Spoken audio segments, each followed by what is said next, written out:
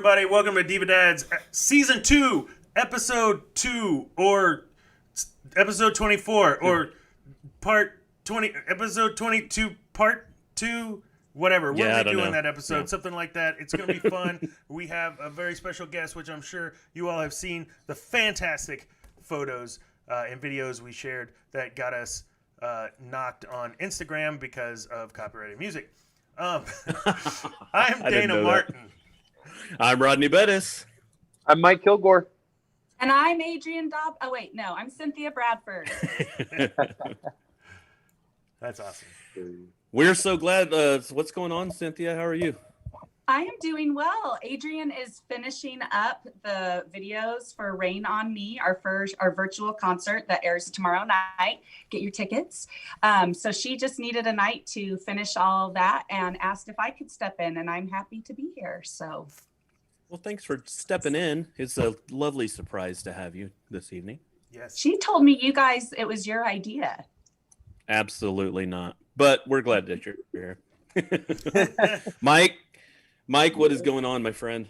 Oh man, nothing. Just worked all week, but tell you what, I've been able to be a very small part of the Rain on Me, just helping with the marketing side of things. Ticket sales are looking great. Definitely make sure if you are watching tonight, go to the theater company's website, www.theatercompany.com/tickets, and there's still tickets. So make sure you get your virtual ticket. That's the only way you can watch it. Folks, I tell you what, I was very fortunate to get to see a sneak peek this evening, and I was laughing. I was crying. I may have seen a couple Diva Dads in there. I'm not going to give it away, folks. You got to get your ticket. So, when other than that, Mike great. Cries. Dana, what is going on with you, buddy? Man, I'm just happy so far the show is working. We've had some technical difficulties, power issues in this room. It has been nuts. But even if I lose power and it goes all black behind me, I do have a UPS to keep the show running, and then I'll run out to go flip the breaker. So no, it's been a crazy week. This whole everything and people, and I'm done. I'm kind of frazzled, so I'm gonna take a sip. Cynthia, how was your week? My week was good. I had a good week. We only had 2 days of school with kids in. It was fall break, so that was nice. I'm doing well. Awesome. Well, all right. So I think it's time for theater news, right? I think so. It is time. In honor of theater news, I am putting on my crown. So. Nice. Oh, look at that. So, Cynthia, do you have theater news, or is it my video time? It is your video time. So, Adrian Dobson prepared a special message about the theater news that's going on right now. Hold on real sec. I love that you're in the red. That's well, awesome. The lighting, I'm a diva. I don't think you guys understand the term of diva. So I came here an hour early and sat in every possible lighting in the theater, and this was the best lighting. So did J.J. Abrams come and help you with your lighting? Because with that crown, you're getting like lens flare like crazy. It's amazing. Yeah. It's like I'm watching Star Trek.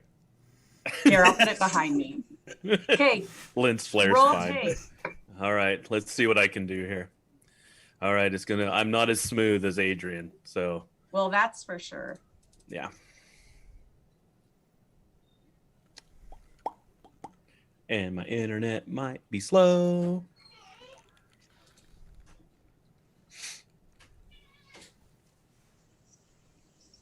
What's up, DivaDads?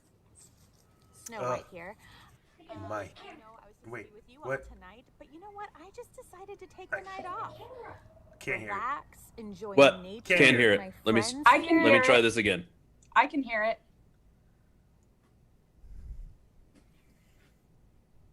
I think you just need to turn it up.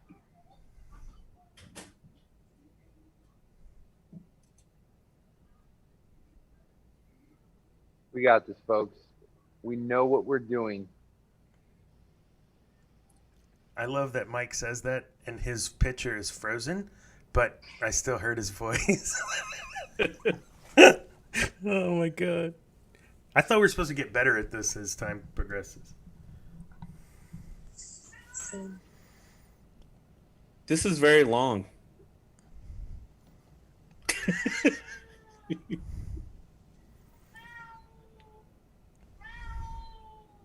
So right now, Adrian is relaxed, sitting back, enjoying life, stress-free, eating dinner. Wait, are you with a- sharing this right now? Yeah. Because we're not we're not seeing seeing anything. Nothing? Nothing. We thought you were waiting for it to load. Oh. Let me try again. Okay. Let me try this again. We'll just rewind this and try it again. All right. Are we ready? Can you Now. see her now? Yep. Dad, blame it. Oh my gosh. And then, she's Snow White quiet. here. The video's No, quiet. I'm supposed to be with you all tonight, but you know what? I just decided to take the night off. Relax, enjoy nature with my friends here.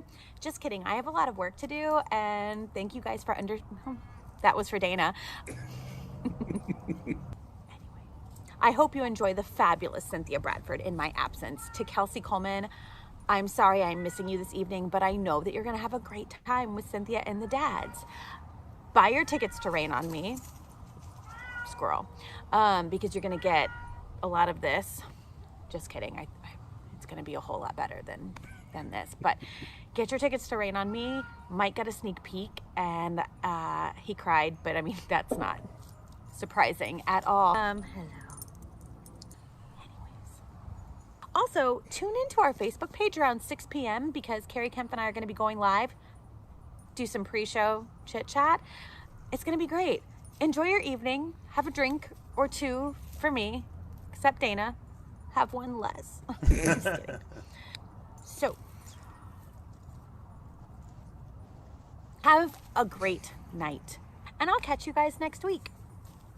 Ta-ta. I'm going to go flirt with some birds. Okay. Okay. How was that? It It could have gone. It's It could okay. have gone better. Yeah, but it's fine. no worries, man. I actually Yeah. have a volume toggle for the rest of the world, so I Okay. increased Okay, that, and it was fine. Yeah, I'm sure that you'll need to have your finger on it because when Kate cries, I believe, is a lot louder. Yeah. Well, we lost Mike. Yeah, we lost Mike. That's nothing new. Mike, any thoughts on the sneak peek that you received? Oh, wait. He did already talk about it, so that's fine. We'll move on to When Kate Cries. Oh, is it time for that now? Yeah, Oh, my we'll goodness. just move right into that. When Kate Sweet. Cries. Okay, here it comes. There. Yep. And there it comes. And we'll make it big. When Kate Cries. Everyone, so for this week's When Kate Cries, I wanted to do something personal to Kelsie Kullman because she and I have been really good friends ever since we did Hairspray the Musical together with Brazos Valley Players years and years and years ago. And I don't have a particular time that I saw that show and got emotional, but I will say every time I watch it, whether it's the movie, whether it's different clips or anything, I always get so emotional during Without Love when it's going between the two people that are in love, and it's such a lighthearted and lovely song, but it's just talking about all the difficulties that you find facing love. And even though it's not supposed to be super emotional, I just get a little misty-eyed, I'll admit. Anyways, Kelsie, I hope you're having an amazing show. So much love to all the Diva Dads, and I will talk to you all soon. When Kate Cries. Awesome. Oh, So fun fact, we'll have to talk about this with Kelsie, but that was my husband's first musical ever, was that show with them. oh, amazing. Nice. Yeah. I've Was, still never seen it. We gotta get Hairspray? you- Yeah. Yeah, the one of the high schools, I think was it Brian High that did it Brian this last High. year? Yeah. They did a really good job. We went and watched that, and I've seen the movie, of course, too. That's one that I was, every time I'm asked, like, what is my dream role, I always find something else, and the mom from Hairspray I think would be hilarious to play. That would be awesome. And that was Chris Rogers, your former guest. Chris Rogers Nice. played the mom. My husband played his wife, husband. Nice. His That's husband. cool. And I feel like Hairspray needs to make another trip into the theater company. Yeah. I'd be down. They really recruited for that. It was really cool to see. You saw a lot of people that weren't normally on stage were on stage in that show, and it was a really cool production. Adrian Dobson was in it. Pretty much everyone was. A lot of people were in it at the time, so it was a fun show to see. And I think it sold out they performed it at CAROUSEL, and I think it sold out like every show, and that's a huge auditorium. So That's amazing. but very relevant. CAROUSEL is actually, I know this is a theater show, not a football show, but my son's high school in Willis, Texas. CAROUSEL is at Willis tonight playing my son's high school. And is your son playing in the band? Yeah, but I don't know. Sometimes they do and sometimes they don't play. So because of COVID. Oh my God, Rodney. Oh, It Lord. is time for a cocktail. Yes, in the very spirit of October, it is time for a spooky cocktail. Yes, my name is Count Charlie. I am a very distant relative of Count Dracula. But if you would like to, you could call me Count Fabulous. Okay, we are going to make a blood and sand tonight. Blood and sand is a Scotch cocktail. So you will need the Scotch. Scotch. So you're going to put it's 1 and 1 and 1. So 1 shot of Scotch is a nice blended middle shelf Scotch. Okay, you will need a nice shot of cherry flavored liqueur or brandy. Could you repeat that? I didn't catch that. Cherry liqueur or brandy. Damn it. Okay, and then you will need a shot of sweet vermouth. He's like French and English and combination. It's a French drink, you swine. Okay. And a shot of orange juice, since I'm French now. Okay. Then you will put your shaker in there and you will shake it. And do the Pennsylvania squeeze.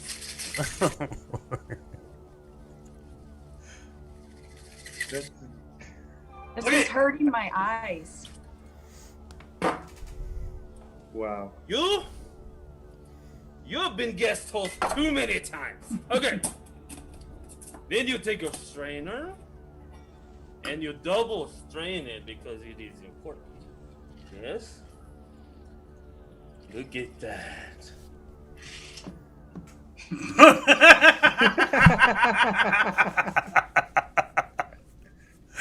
I think this house is haunted. Okay. So there you have a blood and sand. I Actually can't looks drink really it with good. these teeth, but I'm sure it's going to be fine. I'm going to leave it for the other guy. Going about the show. Oh my goodness. Is Did you it see always Adrian's like comment? this? Is it always like this? Oh, always. Hey, Hey, I Dana, don't know did you- who left this drink. It's so slushy. I think it was Borat. Did you see Adrian's comment? Yes, I saw that. Wow. delicious. So, yeah, what an interesting drink, sir. Okay, so honestly, I've made several drinks on here, and this is definitely a top fiver. Like, it's really, really good. So, It does look good. it's actually named after a Waitress. like a I silent know film this is a pop. of like the 20s or whatever. So top fiver drink, and this is episode 22. So that was probably performance level 22, like worst performance. All right, so we're going on to the Roger Pine breakdown now after that comment. I actually already have it pulled up. If you'd I like mean, I for can share. me to do it. I'm ready if you want me to. I was told Who it was want- too hard for Dana to share. Yeah, So I'm doing it. You do I'm it. doing it. okay. I should have downloaded them. Yep. That's what the pro Adrian would have done. Waitress. I know this is a popular one, and I'm pretty sure like a recent one because I've heard a lot of theater people talk about it. So I'm gonna take a stab at it. It's about a waitress, or shit, that's the main character, and I'm guessing like New York diner, just moved there from the Midwest, and her boss is a lovable, grumpy, dude, and she meets in the diner this like businessman who wants to be an artist, but his like controlling fiance won't let him be an artist, and then he and the waitress get together, and then all their dreams come true. That's Waitress. I'm positive that's the entire plot of Waitress.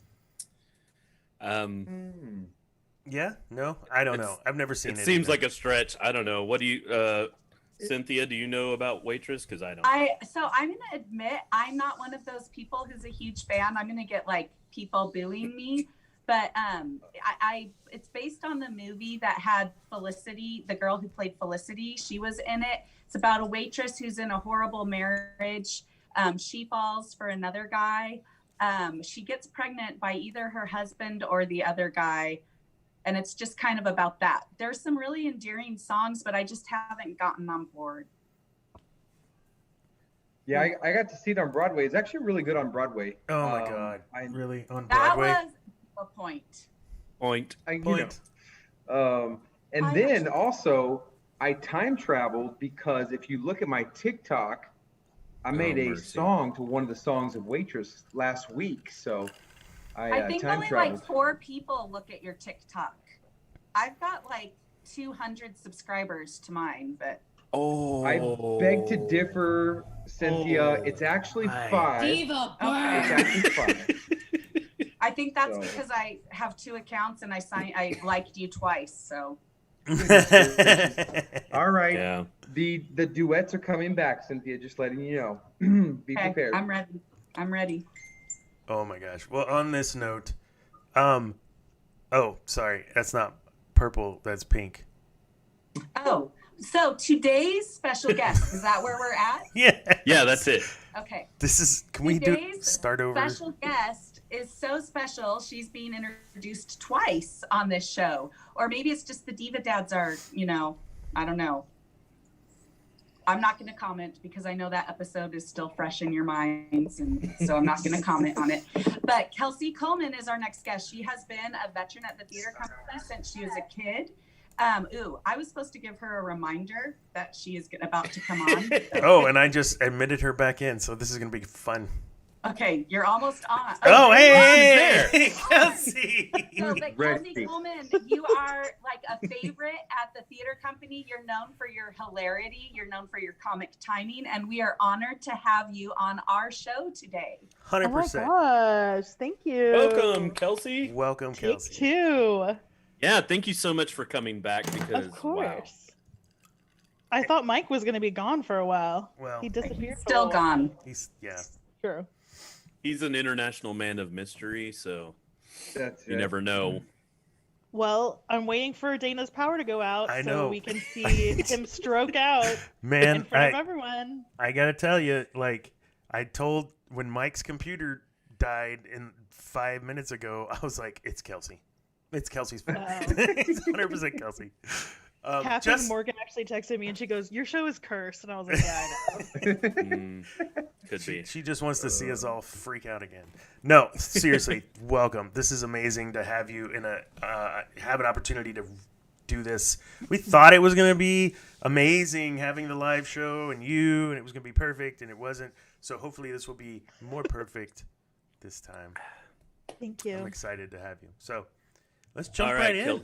Yeah, I've got a question from Michelle Campbell Green. She says, "From one Rona to another, what's your favorite moment of the bee?" So she's referencing the show 25th Annual Putnam County Spelling Bee, which she did, I want to say it was about 2012, 2013, somewhere around there. About 10 years ago. Yeah, she did the show at the theater. And then I was actually in it my senior year of college at the University of North Texas. And just like a quick plot synopsis. Basically, Rona's character, she is kind of like she's like sort of a judge, but she's also like sort of the narrator and kind of keeps the spelling bee going. So it's adults playing children and they're at a spelling bee. And she has that beautiful song, my favorite song in the whole show. Yes, so that actually, the I Love You song, so the way that our college did it is we actually split up the parts. So normally they're double cast. So that part was actually my roommate. And so I didn't get to sing that song, but it was okay. But my favorite part of the show, so it's like a really funny show, but it has some really like sad moments. And most of the time I'm like sitting behind a desk, which is like a dream. You just like sit and watch. I really loved the opening, like meeting all the characters and everything. That opening song was really awesome. And I think also just like interacting with the kids, and also part of that show is the audience kind of also becomes part of it. They have guest spellers that are audience members, and they bring them up at the beginning of the show. And so they actually get to experience the show.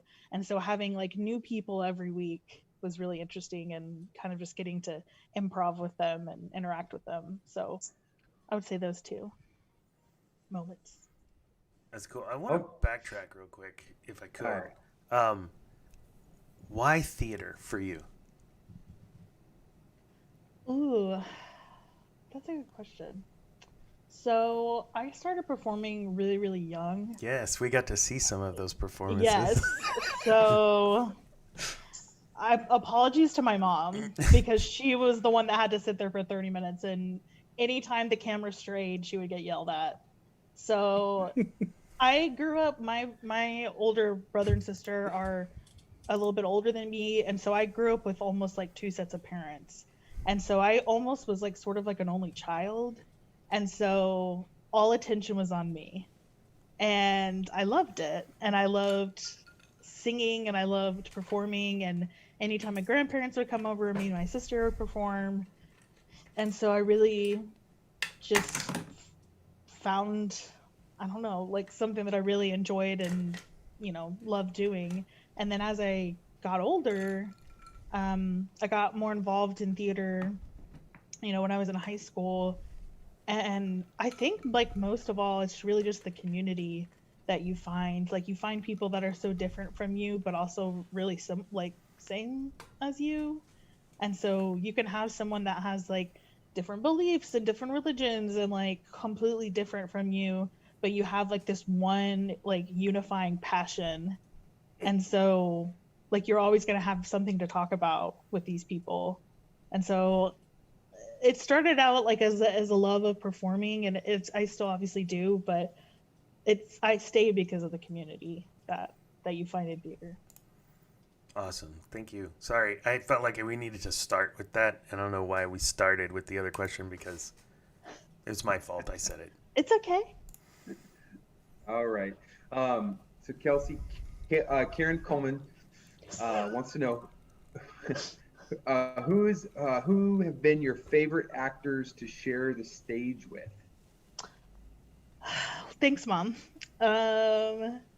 Let's see. There's been so many people that I've done, like I said, I did high school theater, and I'm not gonna pick any of you, so we can just. I obviously wasn't paying attention, even looking at you. So I know my arm was getting tired. I was come on, burn. So I did it in high school, and I got to experience like high school theater, and that's such a different experience.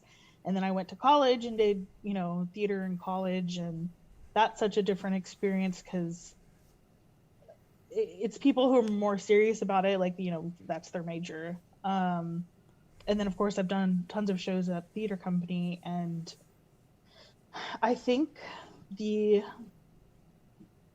cast that sticks out to my mind like the most is when I did the 2011 production of Hairspray with the Brazos Valley Players. I know it's not a theater company show. I've done some great theater company shows with great people, but that show really, like, I found a cast that we got along really well. We loved hanging out with each other, and like some of them are still like some of my best friends. And so I think just being a part of that cast is probably like one of the top shows I've done. I saw every performance of that show because my husband was in it. It was his first show ever. And like, it was a special show. The cast was special. I was telling the guys before you came on, like, there were a lot of people who didn't normally do theater that were in that show. And I think that's part of what made it so spectacular, is that these voices got to be heard that weren't normally heard in our community. So it was a beautifully done show. So yeah, and there was so many different people involved that did theater company shows and continued to do theater company shows, and maybe did a couple and then left, and then people who never did a theater company show and like that was their only show they did in the community.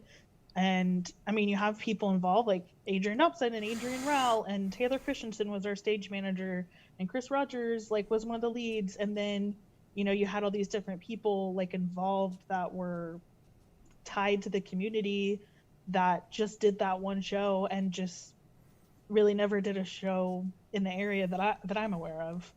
And so I think it was special because you were there with people that you already knew, but then you got to meet so many new people who like maybe this was their first time ever performing. And it didn't seem like that from the audience, that it was people's first time performing. And there's just a lot of joy on stage. So yeah, and we worked really, I think it has to do with the rehearsal process. We rehearsed like really long hours and really hard, and we had really long music rehearsals and really long dance rehearsals, and it's hard to have such long hours with people and not become close with them. So what was your part in that show? So I was just part of the ensemble. Okay. So I was different. I came in and out throughout. So. Cynthia, speaking of Rich, not to get off topic, but when is he going to do another show? I enjoyed doing the only show I've ever done with him. And yes, I remembered. You need to ask him that. When is anyone going to get to do another show is the question. Like, no. Broadway, hey, don't pushing it back, and so. Was Man of La Mancha the last show he did? No, it was Fiddler. Fiddler on the Roof. Oh yeah. So that was the last one. You may have been in more shows with my husband than you've been in with me, because I think I've only been in 2 shows with you. I think I've only been in Joseph and Mamma Mia with you. I music directed Addams Family, but I think we've only been in 2 shows together. Yeah. Well, I've only done Hairspray and Fiddler. I think. Oh, you weren't in Man of La Mancha? Mm-mm. Okay. Well, I think Dana has a question for you from Shannon Van Zant. Imagine that. We love Shannon. Your favorite TTC role, and then I have a follow-up to that, depending on your answer. Oh, okay. Probably the most special to me would be the narrator in Joseph. That was a role that, like, I knew in high school. Like, I had the CD and wore the CD out and loved every song, and it was a dream role. And the cast was really fun. Cynthia was in it. Cynthia played a brother. Cynthia your favorite brother. Yes, I was a fan. She had a blonde hair, back in good old Egypt. The good wigs got taken by the other brother, so I was left with that horrible blonde wig.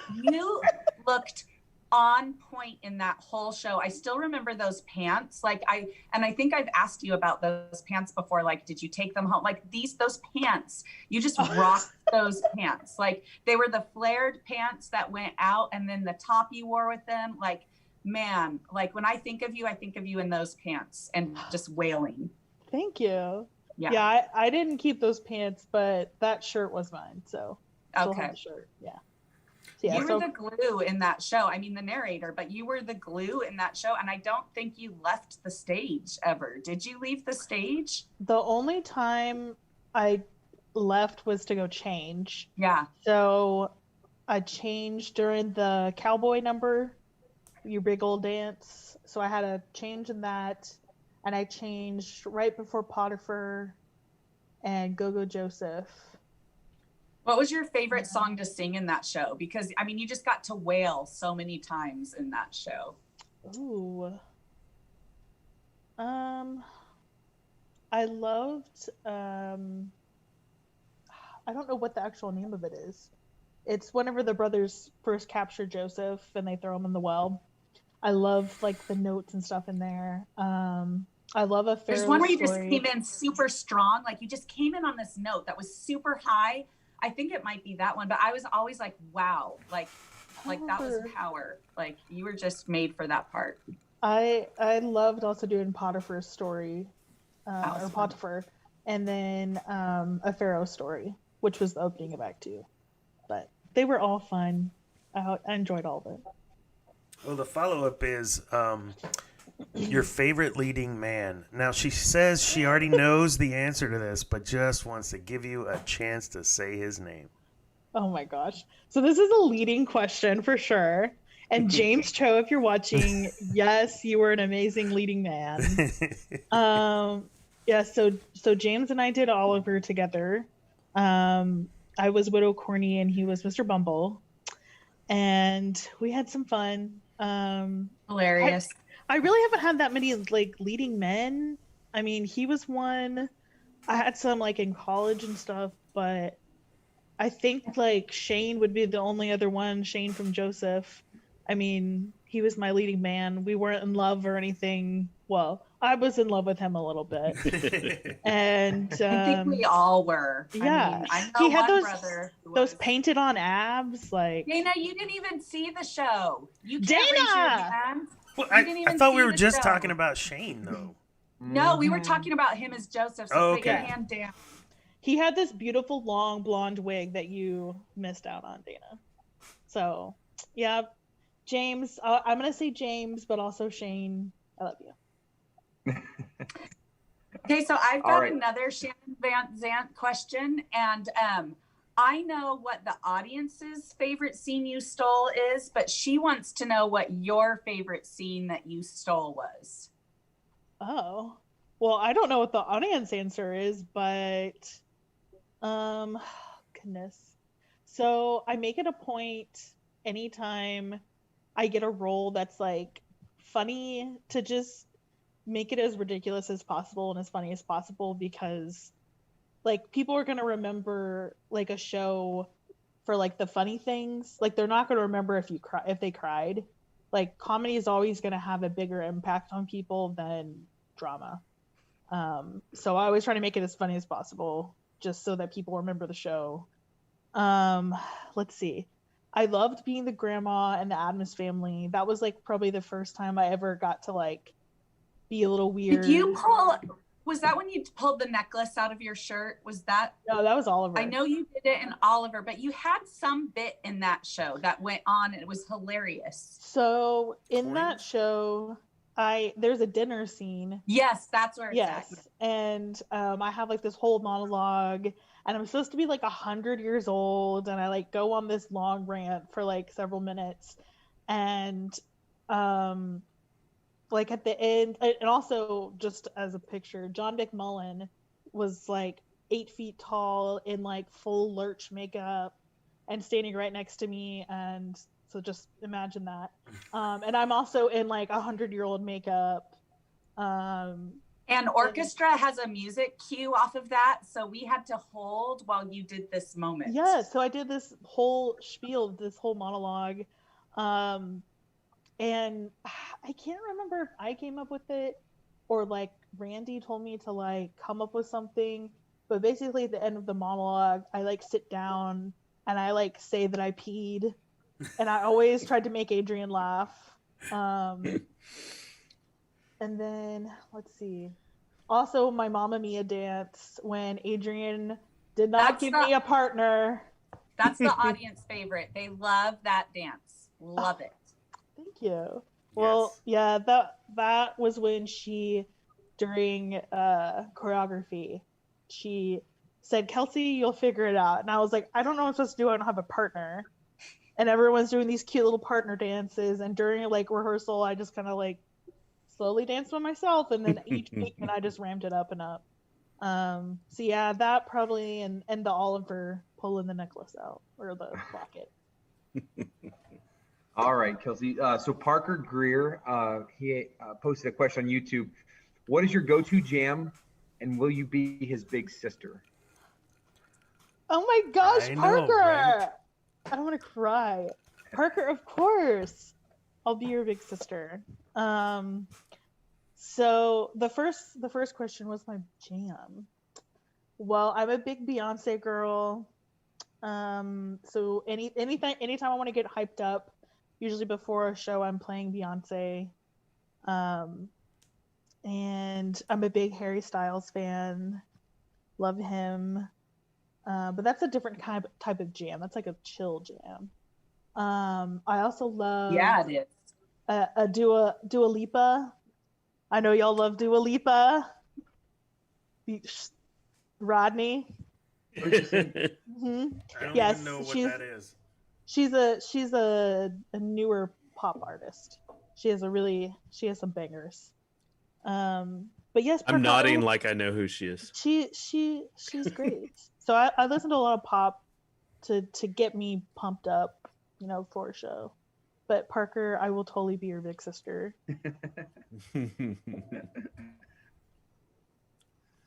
Rodney, you're up. No, it's actually Dana. So while Rodney's sorry, playing with the colors over here, giving me a seizure, made me lose my spot. Catherine Thomas.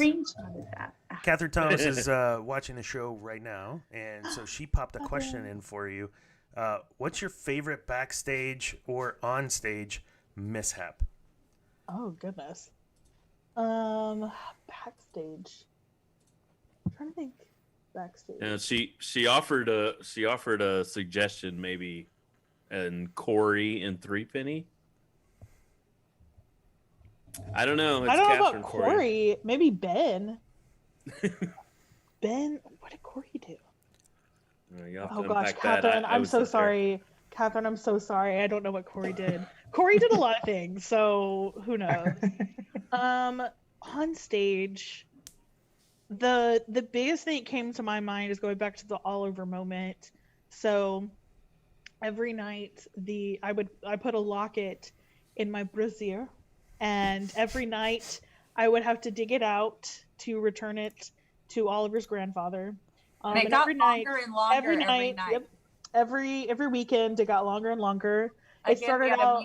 We had a music cue. That's why I remember that. So I was like I apparently have a lot of people have music cues based off of me, and sometimes they don't tell me. Like the end of Go-Go Joseph was reliant on me, and Wes didn't tell me until like week 2. He's like, "Oh, by the way, Go-Go Joseph is going on because we're waiting on you." I was like, "I didn't know it was the music cue." So apparently, I have a lot of cues that I've been missing. I'm sorry, music. No, we love it. We love it.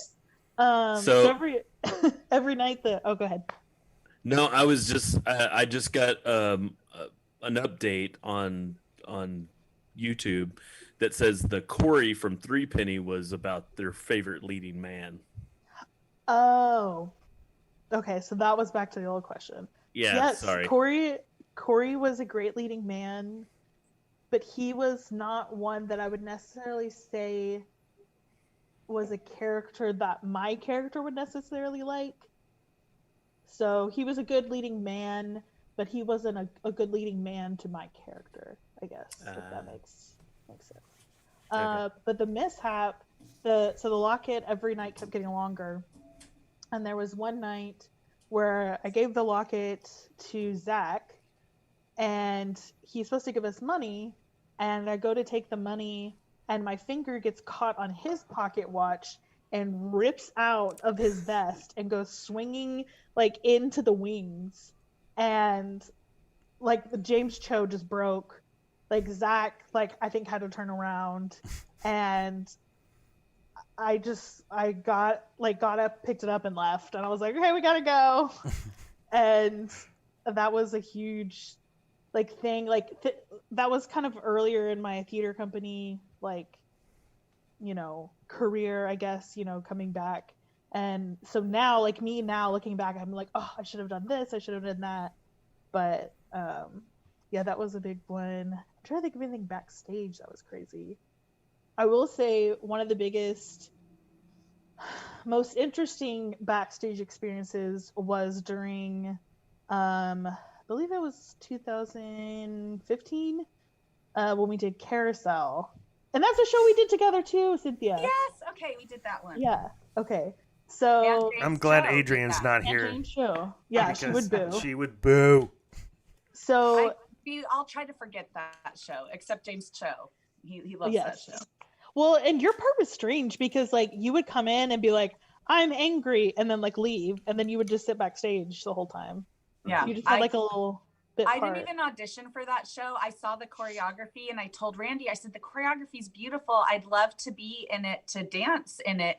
And he puts me in the one role that doesn't sing or dance, like just comes on and hits people and shoves people. And yeah. Hey, that's great. But yeah, so Carousel backstage was a really interesting experience. There was just a lot that happened, and probably one of my favorite memories backstage is Taylor Christensen liked to see how long she could nap in between the first act and the second act. So she would go in the girls' dressing room and lay in all the skirts like underneath the makeup counter and see how long she could take a nap before she had to go on stage. And you know, places are called, you know, people are going on stage, and I'm like, Taylor, we have to go. And so I like pulled her on. She's like half asleep, and our number starts like, you know, right at the beginning of Act 2, and she has all these lines, but she's like half asleep, and so her lines that night did not come out in a complete coherent like sentence. So basically her line, she's with Keith Owen, and they're like supposed to be kind of canoodling, and basically what she tells him is, Oren Peasley, if your hands are so cold, keep them in your pocket. Kind of like he's, you know, touching her and groping her or whatever. And the line basically was, Oren, your hands, your pockets and your hands are cold. Keep your pockets. And she just said like the words of the sentence in like 8 different ways. And it was, I think I was on stage for that moment, and there was a lot of people, and I think I physically had to turn around, and because it was one of the funniest on stage experiences I've had. I can honestly say I know that has happened to me. I don't remember it because it was Mamma Mia. Yeah, I quite literally probably did have a stroke and didn't know. It was whenever you said like, I know exactly what you're talking about. You were talking to Sophie and you're like, oh, I haven't been back to this island in 20 years. And you're like, Sophie, this island, it's been 20 years since I've been 20 years on this island, in 20 years. Like you said the word 20 years at least 5 times in this one. Circling around, desperately trying to find the words that you need. Yes. We've all been, that's... Yeah. All right. So I took a bunch of our questions because we got some YouTube questions and then we've got some other ones, and I want to do these rapid fire. So quick answers, Kelsie. Okay. Okay. Beth wants to know, what's your favorite memory from UNT? Doing theater, making new friends, having fun on Fry Street. Awesome. Would your parents consider releasing an anthology of all your home videos? Yes, and I gave a lot of them to Adrian already. So, you know. What role would you absolutely love to play? Ooh, anything in Waitress, anything in Chicago, Elphaba. Okay. And then what, and you can take a little bit more time of this one. What is your favorite backstage memory? Oh gosh. There's so, that's so hard. By the way, those questions while you're thinking were from Beth Aiken, Carrie Kemp, Amanda Dock, some people that love you a lot. So thank you guys. Favorite backstage. Each show kind of has been really different. Mamma Mia was really different because like we were all singing off stage and like dancing, and that was really fun. And there were so many like awesome memories. And then, like I said, Carousel was really weird, but we had a lot of fun. Addams Family, I really loved being involved with that, and the cast was amazing. I still think that's like one of the best shows that the theater company's ever done is Addams Family. It was amazing. Like everyone was perfect in it. Like it was awesome. I think probably like my favorite experience has either been Fiddler or Joseph. Just the overall cast, and I don't know. It's when you have a good cast and like everyone wants to be there and everyone's working hard, and like you're also just doing a really fun show, like you can't beat it. So, but for Joseph, you didn't have too many backstage moments, right? Because you were up on stage almost like a pretty good chunk of the time, right? True, but the nice thing about Joseph, like there's some shows where like someone's on stage a lot, but maybe they're just like with one other person or like a couple people. With Joseph, there was so many times where like the whole company or like a lot of people, like all the brothers were on stage, or like just the like women's ensemble, or like a smaller group. Like there were so many times that I was on stage with a lot of people. So even though like our moments weren't backstage, we were having like fun on stage, which then like translated to any time at rehearsal. Or so even though it wasn't a backstage a lot, it was nice because we get to have the fun on stage. That's awesome. That's awesome. All right, Kelsie. Chris Rogers wants to know, and I'll do this so I can relive one small part. What is one aspect of life in BCS that you wish was available in Denton, Ka?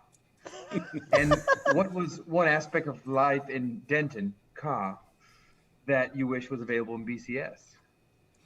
Ooh. I will say I probably wish more things from Denton were here than vice versa. Denton is a really awesome town. It's really close to the DFW area. It's only about 30-45 minutes. So you have like all of that, you know, DFW influence. It's a really artsy music town, which has like a lot of jazz festival, arts festival, stuff like that. So I really wish that we had like more art festivals and music festivals and stuff like that here. I mean, we do have a pretty good, you know, theater and art and music community, but it was like tenfold there. So I wish there was more artistic explorations. Up there, I would say the traffic here is so, like, getting around is so much easier here. Like, you get anywhere in 10-15 minutes. That's really nice. Also, the restaurants are pretty good. Like Fuego, Yep. Queso, you know. Exactly. Wings and more, you know, all of it. Has Dana eaten at Fuego yet? No. Seriously? At this point, they're basically a sponsor of the show. I mean, they've been mentioned so many times in the show. You could at least go and, you know, sit in the line and get a burrito. You've never gone? Money. I've only lived here 4 years now, I guess. Jeez. Gosh. Fuego, and it's not like it's not open. It's open like 24 hours a day. Yeah. I literally don't even know where it's at. It's on the corner of Texas and University. Like, it's the most... It is hard to find, though. It's a little off the road. Thank you. But I will admit, I was scared to go in the first time, like, because it was all these college kids, and I didn't think it was like 2 a.m. It was after a rehearsal, and Scott Mills is like, "Hey, meet me at Fuego," and he was already in, and I texted him. I'm like, I can't walk in. There's too many college kids. Like, so I went home and left him in Fuego eating his tacos by himself. Oh my gosh. I know. That's so Cynthia. It is. It is. So Benjamin Michael Hall wants to know, what is the funniest story you have from on stage? Ooh, that's kind of similar to like the mishaps, I guess. But yeah, I will say, so last time I was on the show, I told this story, and I'm gonna try and do the Spark Notes version. Basically, I think the only time, besides maybe Taylor's line flub during Carousel, I think this is the only time that I've like openly broken character. We lost Dana. Oh, you're good. Bye, Dana. Yeah, it's fine. So we're talking about Threepenny. Corey is my leading man. So Threepenny is like a really weird show. It's Bertolt Brecht, which, if you don't know what that is, he's very into like breaking down the fourth wall, like theater absurd, like very, like he wants the audience to be aware that they're watching a show. And so it's really absurd and kind of strange, and the plot doesn't really make sense. But there's this one part at the end where we're at basically a trial, and Benjamin Daniel comes in, and he has a little tricycle because we're trying to make it absurd. And he comes in and he's supposed to like read this proclamation basically saying that the main character is no longer going to be like tried or hanged. And so he's supposed to basically pull out this scroll and just like read this proclamation. But beautiful little baby Ben Daniel never got any of his lines right. And so every single night it was something a little bit different. And he has this like ridiculous British accent. And there was one night where he said, instead of Her Majesty, he said His Majesty. And I just started laughing. And then there was one night where he couldn't get the scroll out of his pocket, and it was stuck for like a good solid 30 seconds. And I broke again that night. And so I think just doing that scene always got me. So that, I think that was probably the most I've laughed on stage ever. So that's it. We lost Mike for real. Oh no, Mike. Oh no. Mike, come That's back. Okay. That's okay. Freddie says the show must go on. So All right, so I'm going to ask a question that just came from the YouTube chat because it's hilarious. Beth Aiken wants to know, who are the Diva Dads as the Office characters, and make sure that you include Adrian and Cynthia. Oh goodness. I feel like Mike is a gem. He's just like the little cutie little boy next door. Making the face. Yeah. Dana. Ooh. I don't know what Dana would be. what show is this? The Office. The Office. Have you never seen The Office? I'm just kidding. I love that show. Yeah. Okay, I was like, are you 80 years old? I mean, I know you're like 75. Close. But... Anyways. Diva Burn. Thank you. Diva Burn. I think Rod is Dwight. I think he's he's very intelligent. He's a little crazy. And I think you would be good at like surviving on your own, like in the woods. Bears beats And Battlestar Galactica. I think Dana is. I think he wants to be Ryan Howard. Like he wants to be like the cool like temp, but he's like Michael Scott.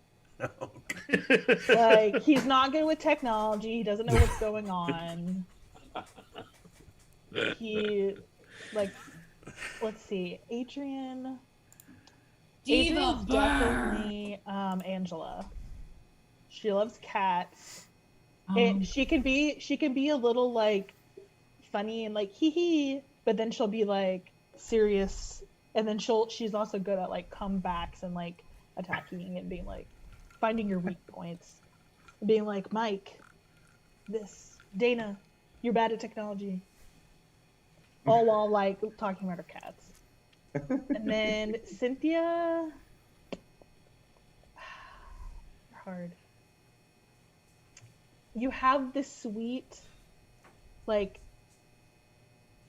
motherliness of Phyllis, but you're really a Kelly. I'll take Kelly, but You're really a Kelly. She's sweet. You're sweet and nice. Like, the exterior Phyllis is sweet not and nice. sweet and nice. She's like She's super like an mean. old woman. She's like an old lady who's like the mom next door. That's like 5 burns in a row. I'm an old lady. But I think you were Kelly. I said you had the experiences of Phyllis, but you were really a Kelly. So you're old, but you're also I'm cute. done. Yes. I am done.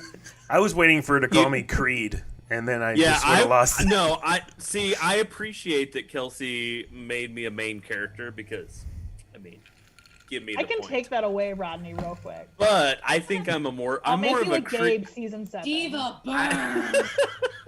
No, I think I'm more of a Creed. I'm a wild card. I would have put Dana as an Andy Bernard. Oh, I don't. Ooh. Eesh, Please, God, Dana, no. I mean, I hate that I'm like complimenting Dana, but he's not as annoying. Andy That's was true. so like over the top. Dana is like So then more, Mike is Andy then. he's not as crazy. I feel like Mike's the most Jim because That's- like if whenever Rodney or Dana says something, I feel like Mike would just be like to the camera. But yeah.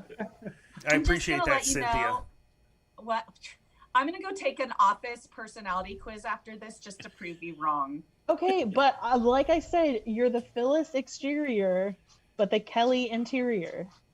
The So Phyllis you're- exterior. So she's like Meredith? Exterior shell that you to the outside world you are a Phyllis, but really you are a Kelly. She's I'm not here. Cynthia, we still love you. We want you part of the show. Listen, We I think can you're just say you're beautiful. Phyllis 100%. You're beautiful, and we love you. And you're so young, Your so young. mom's Beth Aiken has started a lot of fights today. Oh, bacon. All right, Cynthia. I know I've shuffled a lot of questions, but you're up. Okay, I lost the link. Just a second. Super quick. That's a real here we Phyllis go. thing I'm right there, pink. too. All right, okay. I am actually kind of curious about how you got this. If you are you still a member of the group text with the TTC teens? And how does this emotionally fulfill you? Would we say emotionally fulfill? No. So I don't think the group is still active. It was also only for like a week. It was like me, Jackson Petty, Asher, Ryan. There were some other random people. We like talked for like a week or so, and I was like, I don't know what's going on. And then I think it just kind of disbanded, but I wouldn't say emotionally fulfilled. I felt special that I was a older sister, just like to Parker. But I wouldn't say it emotionally fulfilled me, no. But I do love the TTCs, the team. So that's great for them. Good, Phyllis. who has been your greatest influence in your life, and why is it your sister Mandy? Which is funny because my sister just walked in. Mandy, come here. So they just asked your question. Excuse me. Oh. I was Wow, like, sister. my sister just Your walked sister. in. Oh. Your sister has a baritone that I didn't expect. So, Hi, Mandy. and I would like to know, why did you ask a leading question like that? Because I'm your sister. No. She also just brought me a snow cone, so I should probably say something nice. Perfect timing for that. So, excuse me. So, I answered this question last time. Sorry, I'm plugging back in. I answered this question last time, and I think that's right whenever the show, like, really took a turn. So I didn't actually get to really answer it, but I said, basically, like I said earlier in the show, we're 12 years apart, and so I grew up watching her perform, and that's kind of like where I got inspiration from, like where to perform and, you know, perform for my grandparents and everything. And so honestly, like, if she wasn't kind of a performer herself or a singer herself, like, I would have eventually found theater, or would eventually have found performing, but it would have been much later in life. So she definitely started me out young, which I think was really nice because it became like a passion of mine early on. So I would say she was a pretty good influence on me for my career. So what would you answer if she wasn't in the room and hadn't just brought you a snow cone? Well, it would be Beyonce. No. Yes. No, I mean, honestly, that's what I answered last time, but again, that's when the show was going downhill. So I don't think I really got to fully answer. Well, Dana's power's still on, so you're good. Hey, good. And Mike's back. We're good. Yay, Mike. But basically, I think, like, my whole family has been a huge influence on me. Like, my brother has been influenced on me in, like, a different way, and my grandpa, of course, my parents. I think my grandpa is, like, the funniest person in the world, and so they've all shaped me in different ways, and I honestly would probably answer pretty similarly, but the snow cone helps. All right. Well, somebody who's watching right now, Catherine Thomas, wants to know, what's a show that you were part of that you weren't sure about but ended up loving? Ooh. That I would have to say Rocky for that one. I saw the movie, I think, for the first time in college, and I went, like, the first time I'd ever really seen it all the way through, I went to a shadow cast, and I had no idea what was going on. Like, I had never been to one. It was a totally new experience. And then I never really, I think I maybe had seen the movie a couple of times after college. But when I heard we were doing Rocky, I was interested. I was like, oh, I might audition. And I thought that the part of the Phantoms, which are like the ensemble, I thought they were just like a much smaller part. I thought that they maybe came in for a couple. Hi. So this is how you treat someone on the show. Look what Alan saw me on the show and brought me gummy bears. Oh, that's awesome. Hi, Dude, Alan. Not gummy Alan, you're bears, cinnamon bears. This is how you treat a diva, guys. This is how you should be to be treated. This is how you should be treating us. I mean, I'm claiming full diva status here. Saw me, brought me cinnamon bears. The great Alan Bryant, he takes pictures of Kelsie and the DivaDads and me. Thank you. You are wonderful. Dude, Alan, you rock. Thanks for showing up on our show. It's so awesome. Well, I got a snow cone, so. Thank you. Sorry. Hi, Alan. It's okay. I don't remember what I was saying. What was the question? Oh, the show. So Rocky was one I was kind of unsure about just because I knew it and I had seen the movie and I was like, oh, I'll just like be in, the ensemble. I'll be the Phantoms. And I thought that they were just like a small, like little part, like would come in for a couple numbers. And I was very mistaken. They were pretty much on stage the entire time, singing, dancing. Like, I think we leave stage, like we're off stage for a little bit in the beginning of the show, and then we're pretty much on stage, and then we're off stage maybe for like 5 minutes. But like that show is a marathon. Like, Yeah, it is. I think that show has made me like drip sweat and be more out of breath than any show. But it's like so much fun. Like, it's probably one of the most, I don't know, fulfilling experiences because it's just so much fun and crazy. But yeah, that was one I was definitely unsure about in the beginning. How many times have you been in it? Were you just in the last one, or were you in it before? I've been in the last 2. So last year and the year before that. You got to experience a motorcycle turning on and a motorcycle not turning on, right?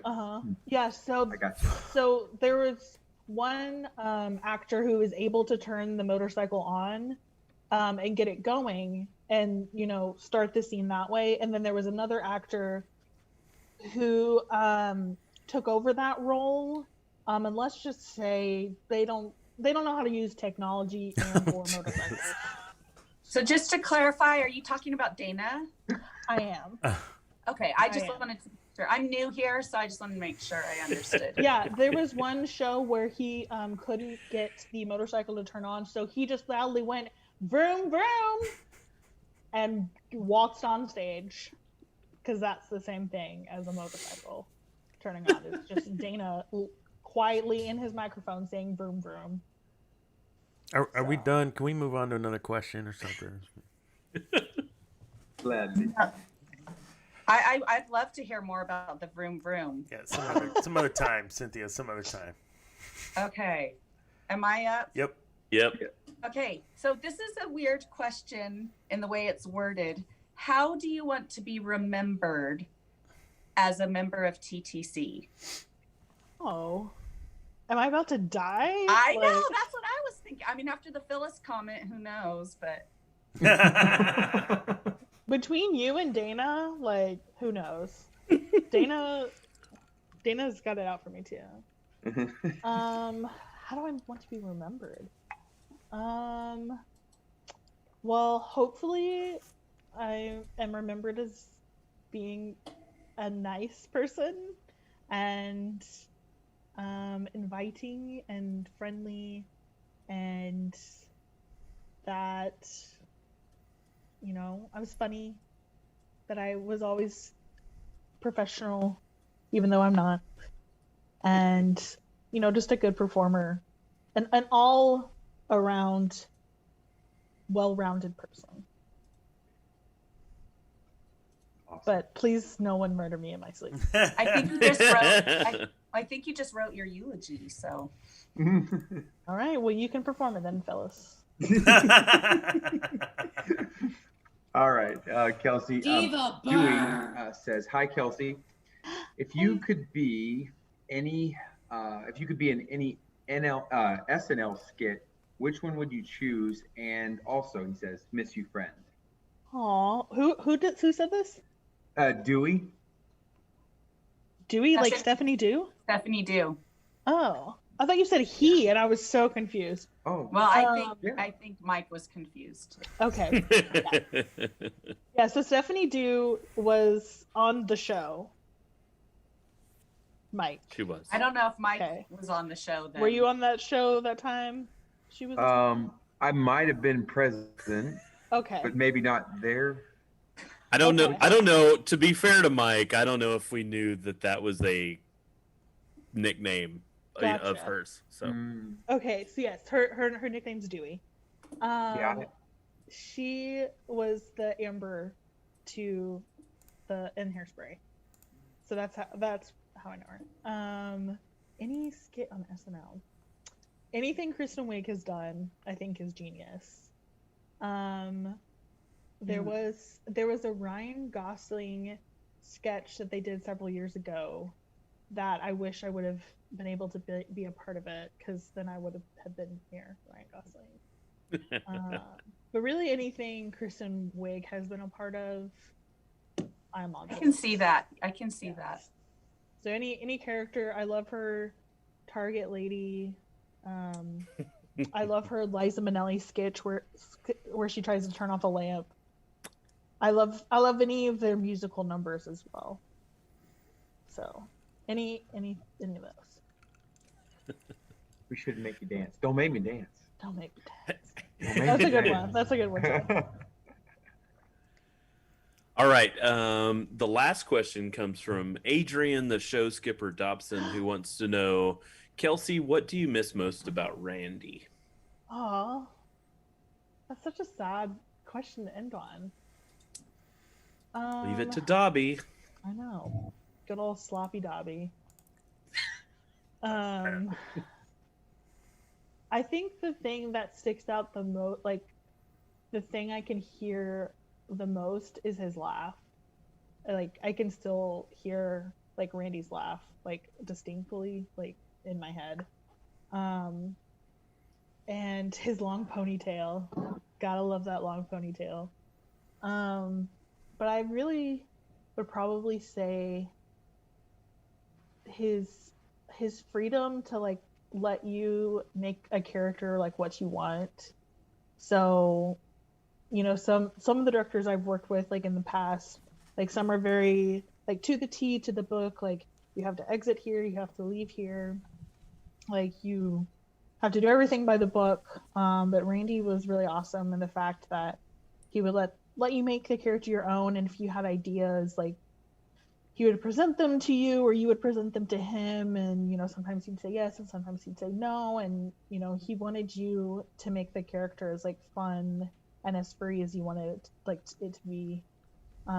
Just as an example, when we did Oliver together, my character was actually supposed to be like a little bit smaller of a part, but he was like, hey, there's this scene later that you're not actually in, and I'm gonna take some of James' lines away from him and give them to you, and you're gonna be in that scene, because he wanted me to have a bigger part and like, you know, be in this moment, which I really appreciate. And that's actually the scene where I put the locket down my shirt, which is something I presented to him, and he was like, yeah, let's try it, and he loved it. And it was stuff like that, just getting to try different things that I'll really miss, but can still hear that laugh for sure.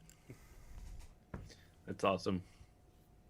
Okay, so leave it to Dobson to leave it, so a total non sequitur, sad, and then now we're supposed to do Dear Daddy. So Dear Daddy is a section where the people ask questions to us dads to get fatherly advice.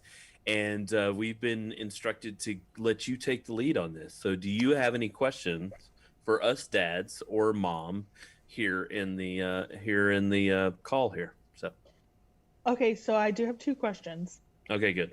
Here we're all there. Do you want the light-hearted like kind of question, or do you want like the hardball question first? I don't know. Like I said, Adrian completely derailed us. So you are in charge. We'll do the hardball so we can end on a light note. Okay. So I'm wanting to know. This is mainly for the men, but Cynthia, you can also answer because I've played a man, so true. I would like to know what you would like to tell this next generation of men and, you know, young boys, what you wish someone would have told you about what it means to be a man. So whether that be something that you wish someone would have told you or wouldn't have, you know, said something to you when you were younger, what's something that you want to tell this next generation about what you think it means to be a man?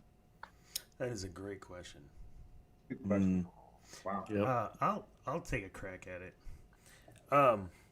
I think for me, what I would hope that I could instill in my son that I didn't get was that while your opinion and your truth is important to you, other people's opinions and truths are important to them. You may not agree, and you don't have to agree, but you need to respect it. I think for the way I was raised and the way I grew up, there was right and there was wrong and there was no gray.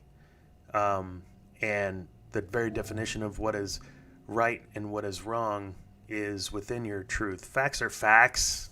I mean, you got to trust facts, period. But the truth surrounding those facts are based in someone else's environment, stimulus, how they were raised, and you can't discount that.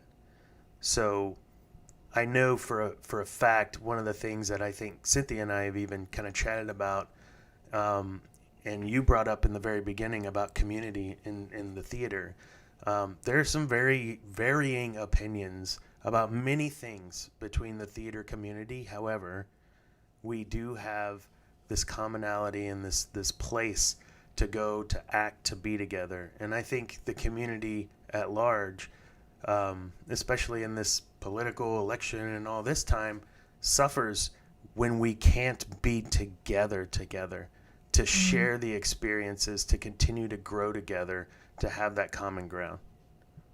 For sure. Wow, that was mic drop right there.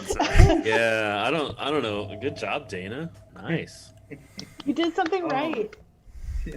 I mean, only thing I would really add to it is just the fact that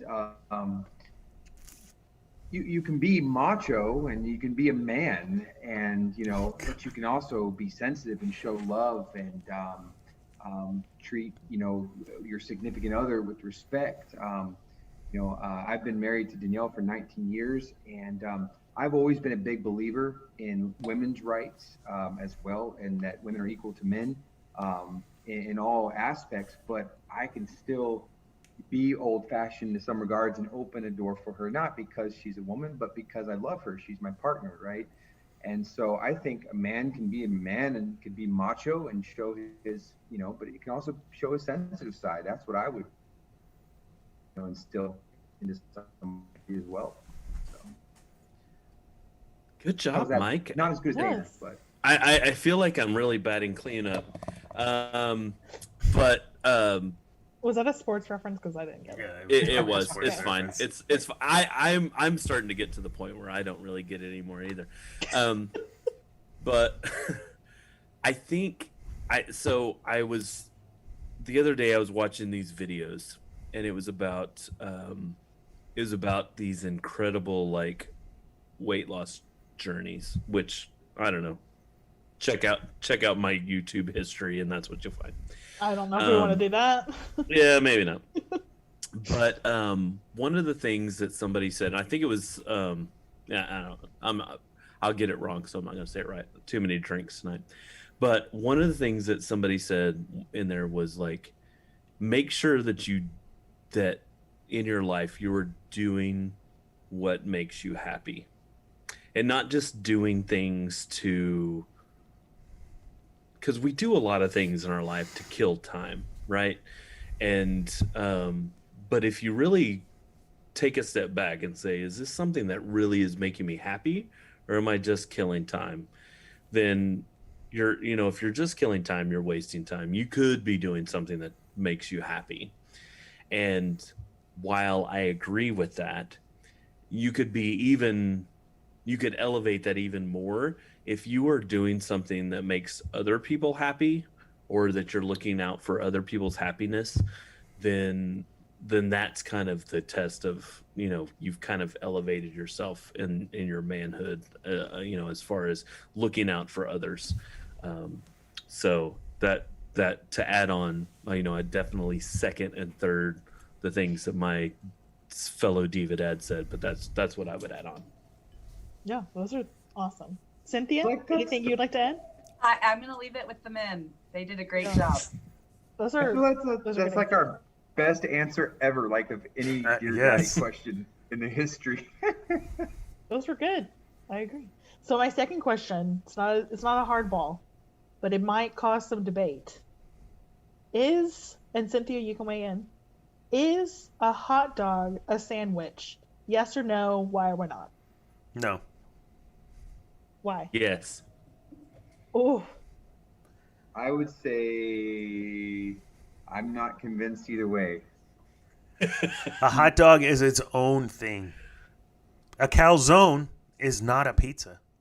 A hot dog is not a sandwich. Oh, So we actually Good did a quote. theater improv game where you debated different things, and this came up. And so one of my students Googled it, and it is defined as a sandwich, but I would argue it's not a sandwich. But it is No. defined on the interweb as a sandwich. what? If you have bread, stuff, and bread, sandwich. Ah. It's like an open face sandwich. Yeah, Yeah. I would argue the bread isn't cut all the way. The bun has that little crease right there. A sandwich. So would be like a pita sandwich. So Pita like if you have a- sandwich? You don't say pita sandwich, you just say pita. No, a pita is just the bread. If you put stuff inside the pita, it's now a pita. But you would call it a wrap. I could see a hot dog being a wrap before it would be a sandwich. But it doesn't go all the way David around. Manuel just settled it all. He said, "Nope, it's a taco." Taco's also a sandwich. Is a taco a sandwich? Taco is a sandwich. Taco is not a sandwich. Bread, stuff, taco, sandwich. Taco's not bread. Oh, Tortilla. wow. Bread. It's a flatbread. It is. I feel like. All right. Oh, goodness. The world will Okay. never know. Calzone bread is a sandwich. A calzone is a sandwich. Okay. Yes. Okay, so we're going to move on that point and turn the tables on to you, Kelsie, for our Dear Young Person segment. And for that, the oldest looking person is going to ask you the question. Rodney.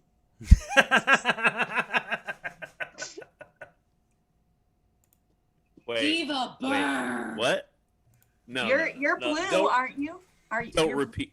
Don't repeat what you just said. Okay, so Kelsie, we've been doing this Diva Dads stuff for 24 weeks. Years? Oh, here. Weeks. It feels like years. I agree. Yeah. I don't remember a time before it. Here's the deal. Dana, Mike, myself, maybe Adrian. I don't know. Sometimes I don't know if she cares or not. But one thing that we want to do is we want to be part of the cool kids. Okay. And I consider you one of the cool kids. I told Adrian the other day, I was like, I don't know if I really fit in with the cool kids. She's like, who's the cool kids? I was like, anybody at the theater who falls in that like 20s, they're in their 20s or 30s range. So like me, they're the cool Kelsie, kids. me and Kelsie, that group. Yeah, my. So Cynthia, you would not be one of them. It's fine. You're cool. You're just not one of the cool kids. She's Kelly Kapoor, so. Thank you. I will take Kelly. How do we make this show, this thing that you were just part of, more interesting, more attractive to the youths of? Oh, by not saying Ute first of all. First off, yeah. Okay, so to people, to the cool kids, how do we appeal to the youth? I mean, the thing about trying to appeal to people is that it comes off fake. So I think you got to be yourself. I think you need to embrace your generation of being a boomer. Whoa. Whoa. We are not. Whoa. Boomers. I am Gen X. 100%. I am Gen X, my friend. Mm-hmm. I am not a boomer. Tell my that to your parents, birth certificate. my birth certificate He's like- almost says He went back into a voice. My birth certificate. my birth certificate. Yes. I am damn near a millennial, so Gen X, please. My parents are Okay. boomers. Continue. Anyways, I mean, the first thing you gotta do is embrace who you are, embrace the generation you were born in, and while you can try new things, like Facebook, if you didn't know, started out for college students. Yes. And it Yeah, I was grew, in college. Okay, in 1962. Next. Anyways, it started out Diva for college burn. students. And then now when I think of Facebook, I think of it being for like 60-year-old women like my mother. So you gotta embrace your generation. You can explore new things like Facebook, but you can't try too hard, because if you try too hard, then it comes off fake. Like, for instance, Mike and his TikTok.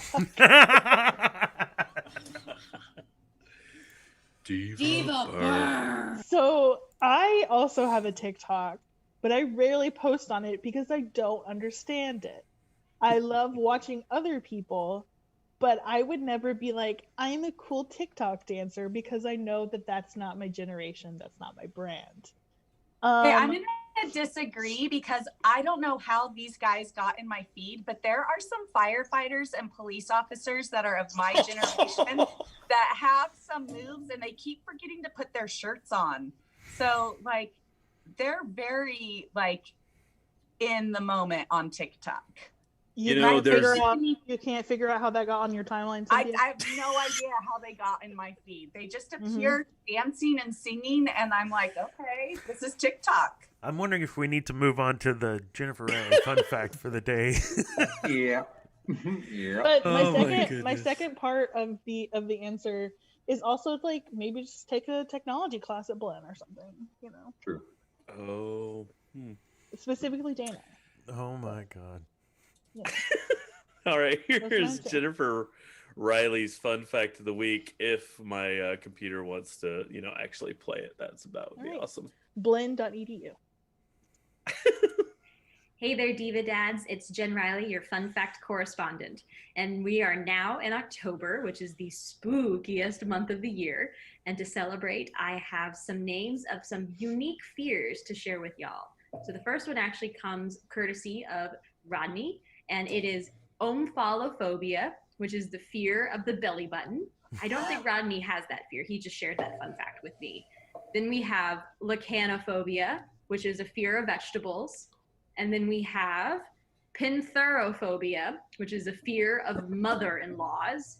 And finally, we have phobophobia, the fear of fears. So there you have it. Do y'all have any fears that you would like to share on Diva Dads? Is there anything that scares you or keeps you up at night? Until then, I look forward to this week's episode and to seeing y'all soon. Talk to y'all later. Bye. Yes, I have fear of stupid porcelain dolls and spiders and clowns. So when I watched the movie It for the first time, I didn't sleep. You should have gone, I went to Spirit Halloween to get I went to Spirit Halloween today, and somebody got a cape and some fangs. I don't know. But anyway, there was the most horrific clowns right at the front. I almost made a video and sent it to you because it was the most horrific clown, and it was animated, and it was moving around and talking, and I was like, oh my gosh, Dana needs to be here. It would be awesome. But I saved you this time, Dana. I just sent you the sweet clowns. I might need help walking out of the theater. I am scared of, and my students figured this out, I'm scared of mirrors and something that's associated with mirrors. I'm not going to talk about it because I'm in a room surrounded by mirrors, but my students know they're not allowed to say that name in my class at all. And last year, one of my students said it twice, and I kicked them out. I kicked them out of my class. No, not that name. No, don't even go there. I will seriously pee my pants and freak out.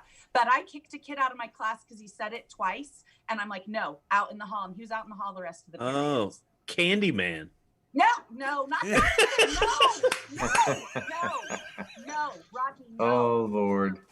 Oh, Dustin, if he was watching, which I don't think he watches, but if Dustin was watching, he would also be throwing stuff at me. Yeah, don't say it anymore. So apparently we need to wish someone a happy birthday today. Happy birthday to you. Happy birthday to you. Happy birthday, Mike, dear Terry. Harry. Happy birthday to you. Singing on Zoom really sucks. All right, go. Happy birthday, Terry Dobson. Happy birthday, Terry. Happy birthday, Terry. And it's also Asher Hinton's birthday. My Happy little birthday, son. Asher. Happy birthday, Asher. My little He son. doesn't watch either. No, he does. He specifically asked when I was going to be on because he wanted to watch. Awesome. So. All right, well, happy birthday, Asher. Take us out, Mike. Oh, All right, guys. we do have more questions for After Dark, so stick around. Go ahead, Mike. Okay, guys, thank you so much for watching. Kelsie, thank you so much for being with us tonight. Make sure you check us out, TTCDivaDads.com. You could also hashtag TTCDivaDads and check out our IG handle, TTCDivaDads. We'll see y'all next week. Oh my God. Bye. Bye. You know that